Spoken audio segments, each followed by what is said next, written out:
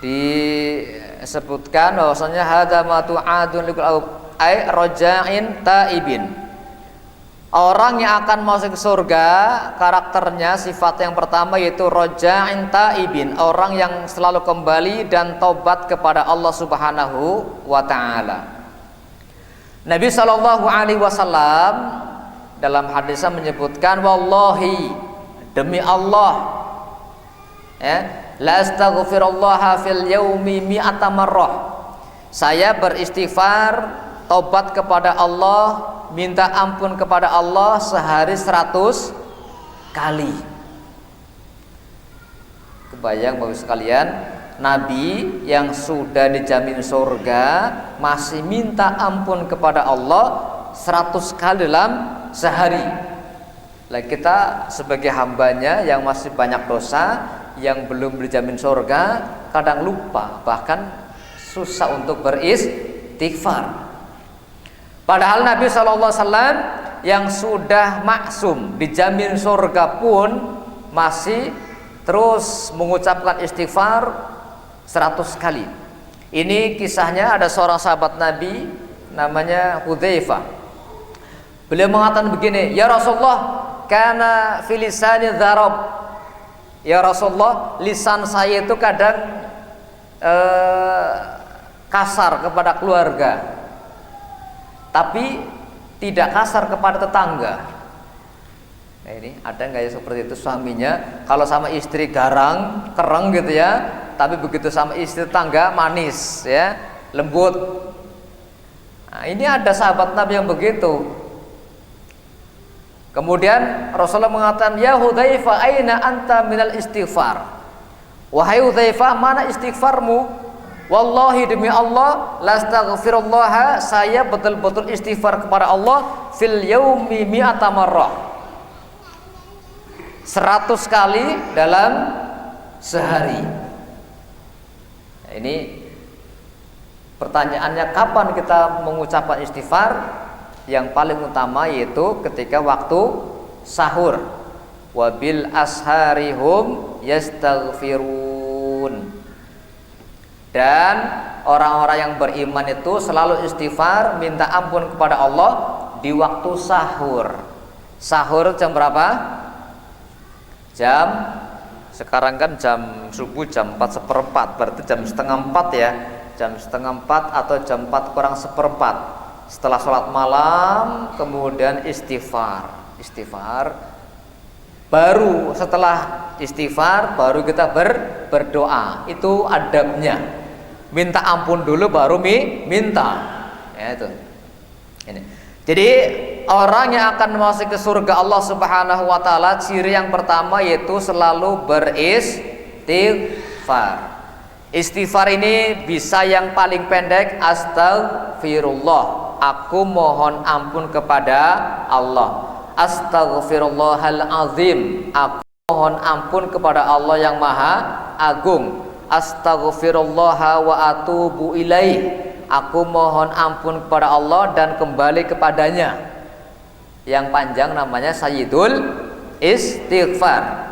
Allahumma anta rabbi la ilaha illa anta khalaqtani wa ana abduka wa ana ala ahdika wa wa'dika mastata'tu a'udzubika min syarri ma sana'tu abu'u laka bi ni'matika alayya wa abu'u bi dzambi faghfirli fa innahu la yaghfiru dzunuba illa anta. Ada yang belum hafal? Salah hafal ya, minimal sekali dalam sepagi itu sekali. Kalau yang astagfirullah wa atubu ilaih 100 kali. Kalau Allahumma anta rabbinya 1 kali cukup ya, karena kan panjang ya. Sayyid, apa sayyid? Tuannya istighfar. Masya Allah ya, ketika misalkan sore hari kita baca, kemudian malam meninggal, insya Allah kita jaminan surga. Ketika dibaca subuh, kemudian siang, pagi, siang sampai sore meninggal, ya insya Allah kita dalam kondisi sudah diampuni Allah Subhanahu wa ta'ala. Maka Bapak sekalian, mari kita biasakan beristighfar. Istighfar itu banyak sekali fungsinya, manfaatnya, bukan hanya diampuni dosa kita, tapi istighfar itu salah satu keutamaannya yaitu akan diberikan segala yang kita inginkan dan harapkan. Ada kisah yang sangat menarik, seorang imam namanya Imam Ahmad yang hafal 1 juta hadis tadi itu. Ketika satu hari Imam Ahmad keluar dari rumahnya menuju ke sebuah masjid mau istirahat, ternyata diusir, nggak boleh nginep di masjid ini kan gitu ya, dikunci, digembok gitu kan. Enggak, saya capek dari jauh ini, saya mau istirahat. Nggak boleh gitu kan.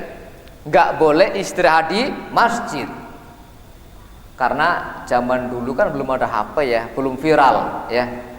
Kalau tahu itu Imam Ahmad nggak mungkin akan mencegahnya. Tapi karena Imam Ahmad penampilannya biasa ya, dan nggak ada orang tahu, ya biasa aja. Beliau masuk masjid, ingin nginep nggak boleh, diusir sama marbotnya gitu kan. Begitu diusir, kemudian dia jalan, melihat ada orang yang sedang bikin roti. Mampirlah Imam Ahmad, wahai Bapak, boleh nggak saya nginep di rumah Bapak?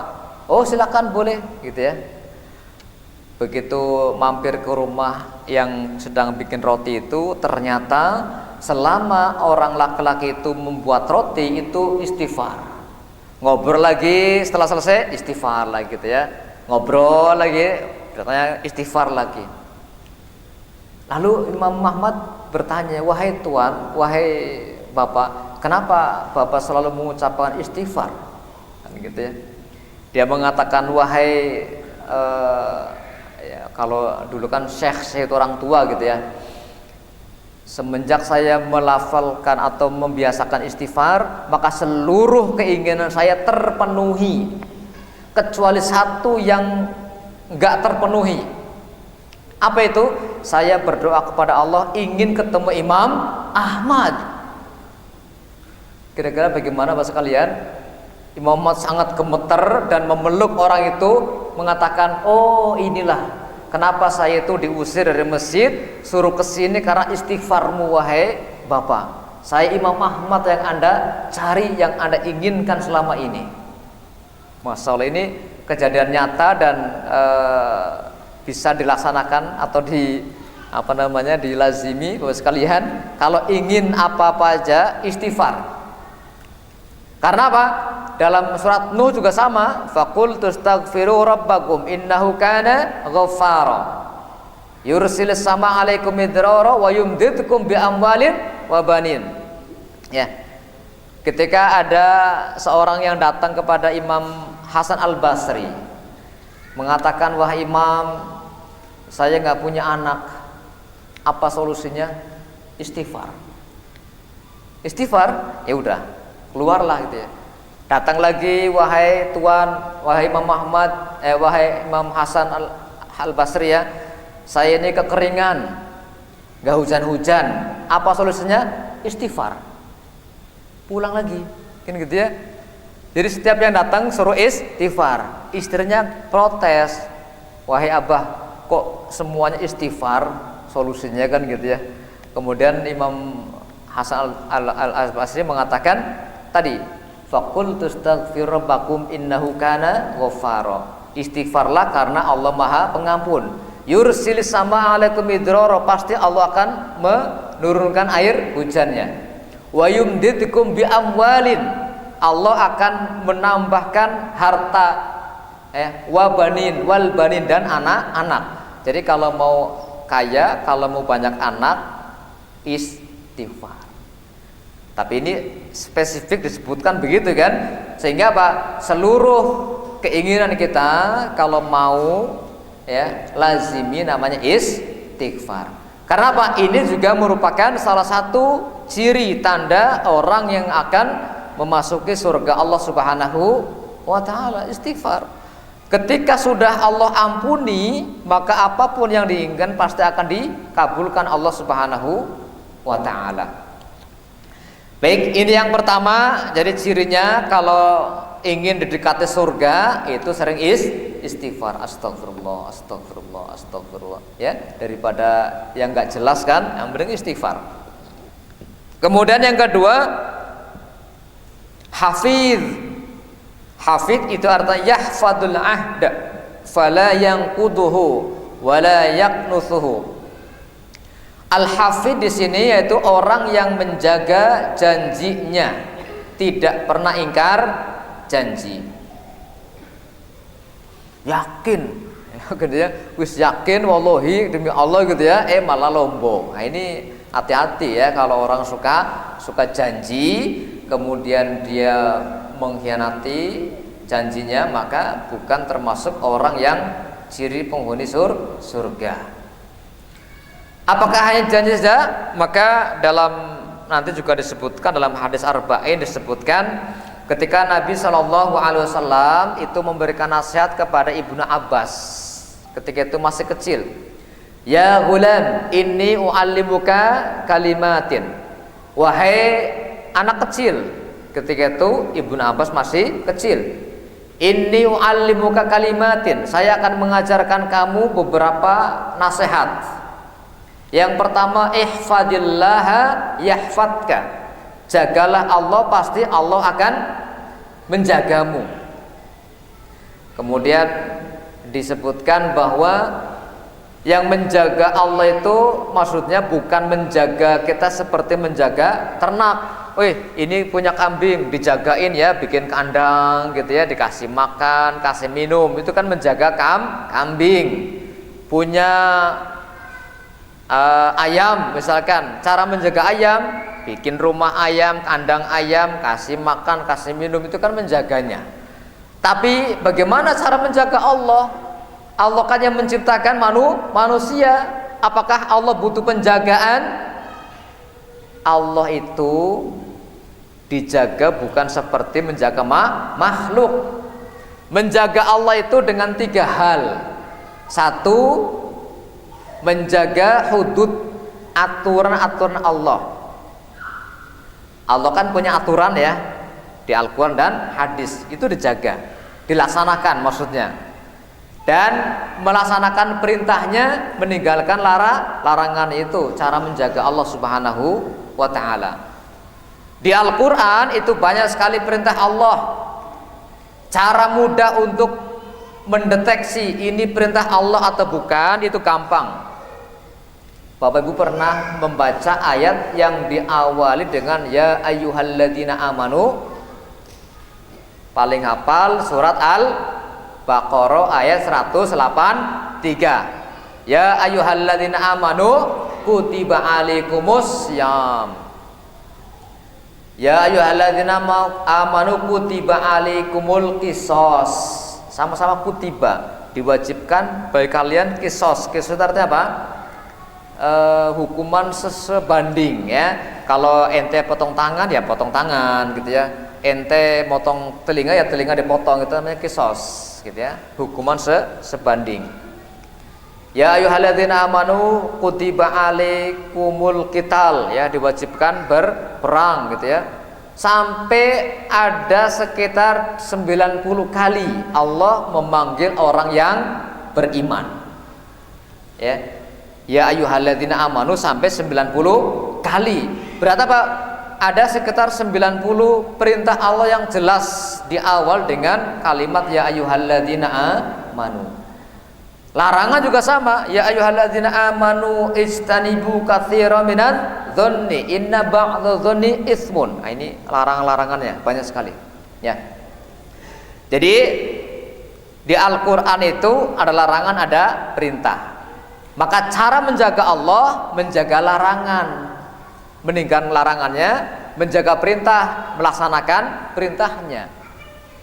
Pertanyaannya, dari sekian banyak perintah Allah, kira-kira perintah apa yang paling besar? Kira-kira apa? Perintah Allah yang paling besar itu apa kira-kira? Yang paling besar. Perintah apa? Halo? Perintah apa? Sholat. Iya betul ya. Kemarin kita sudah mendengarkan ya bagaimana tentang sholat, ibadah yang paling banyak disebutkan di Al-Quran, yang perintahnya langsung dari Allah melalui Isra Mi'raj, ibadah yang paling banyak dikerjakan dalam sehari semalam dibandingkan dengan ibadah yang lainnya, ibadah yang pertama kali akan dihisab pada hari kiamat. Makanya sholat ya, jaga sholatnya. Yang kedua, sebelum sholat kita harus bertoharoh, bersuci. Maka yang kedua harus menjaga toharoh, cara wudhu yang benar. Kenapa? Kalau wudhunya nggak benar berarti sholatnya tidak sah. Tayamumnya, mandi junubnya ini juga perlu ada pembahasan fikih juga gitu ya. Kenapa?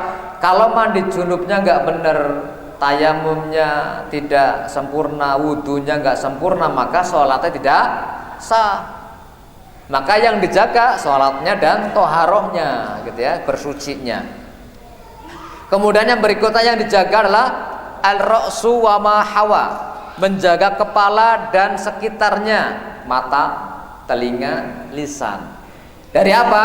Dari hal-hal yang Allah haramkan. Melihat yang Allah haramkan itu dijaga. Menjaga jangan sampai mendengarkan yang Allah haramkan. Menjaga lisan, ini yang paling berat ya. Menjaga lisan supaya tidak mengucapkan hal-hal yang Allah murkai, yang Allah tidak sukai. Menjaga lisan. Kemudian yang ke bawah lagi, menjaga perut dan sekitarnya. Perut dan sekitarnya ya, di antara perut yang di atas ada dada, menjaga hati ya, jangan sampai kita pendengki, pemarah gitu ya, pendendam dan sebagainya gitu ya. Kemudian menjaga perut, maksudnya apa? Jangan sampai perutnya kemasukan makanan minuman yang haram. Kenapa? Karena akan masuk ke dalam api neraka ya. Jadi ini cara menjaga Allah Subhanahu wa taala, intinya menjaga seluruh tubuh kita ya dari hal-hal yang Allah haramkan, melaksanakan seluruh perintahnya dan meninggalkan segala larangannya. Itu baru hafiz ya, menjaga. Yang kedua menjaga. Yang ketiga cirinya yaitu man khasyar rahmana bil ghaib. Man khafa Allah, siapa yang takut kepada Allah fi sirrihi, dalam kondisi sepinya sendirinya, haitsu la yarahu ahadun illallah, ketika tidak ada yang melihat seorang pun kecuali hanya Allah Subhanahu wa taala. Jadi takutnya kepada Allah baik dalam kondisi ramai ataupun sepi, sendirian ataupun rame, itu namanya ihsan ya. Namanya apa? Ihsan ya. Anta budallaha ka'annaka tarahu fa in lam takun tarahu fa innahu yaraka. Kamu beribadah kepada Allah seolah-olah kamu melihat Allah. Tapi kalau kamu nggak bisa melihat Allah, yakinlah Allah melihat kamu ya. Makanya di kamar mandi, di kamar, mau dimanapun Anda berada, yakinlah bahwasanya Allah melihat ya. Jangan sampai nggak ada orang ya, emang ente bukan orang kan gitu kan. Allah melihat ya, Allah pasti melihatnya. Jadi mau berbuat baik itu jangan menunggu orang melihat, tetapi laksanakan apa yang menjadi keinginanmu ya untuk berbuat baik. Yang berikutnya ini intinya takut kepada Allah dalam segala situasi, kondisi apapun dia takut kepada Allah. Mau korupsi, entah ada orang lihat, nggak ada yang lihat, nggak bisa korupsi. Karena apa? Dia takut kepada Allah Subhanahu wa taala. Ya. Yang keempat, wajaa biqalbin munib, dan dia datang kepada Allah dengan hati yang bersih, hati yang terhindar daripada kesyirikan, hati yang selamat. Qalbun salim itu berarti hati yang bersih, hati yang tidak dikotori dengan kesyirikan, hati yang tidak dikotori dengan dosa. Itu qalbun salim namanya Ya. Yauma la yanfa'u malun wala banun illa man atallaha biqalbin salim. Pada hari tidak berguna anak dan harta kecuali yang datang kepada Allah dengan hati yang salim, hati yang selamat, hati yang bersih, hati yang suci, yang tidak dikotori dengan dosa apalagi kesyirikan. Baik, setelah itu Allah Subhanahu wa taala berfirman, udkhuluha bisalamin. Wahai orang-orang yang bertakwa, orang yang selalu istighfar, orang yang selalu menjaga perintah Allah, yang selalu meninggalkan larangannya, yang takut hanya kepada Allah dalam kondisi apapun, yang datang kepada Allah dengan hati yang selamat, masuklah kamu ke surga bisalamin, dengan aman, dengan santai, ya, selamat, ya. Kemudian zalika yaumul khulud, itulah hari yang kekal, lahum ma yasha'una fiha, mereka akan mendapatkan apapun yang mereka inginkan di dalamnya, waladaina mazid, dan kami akan menambahkan nikmat surga.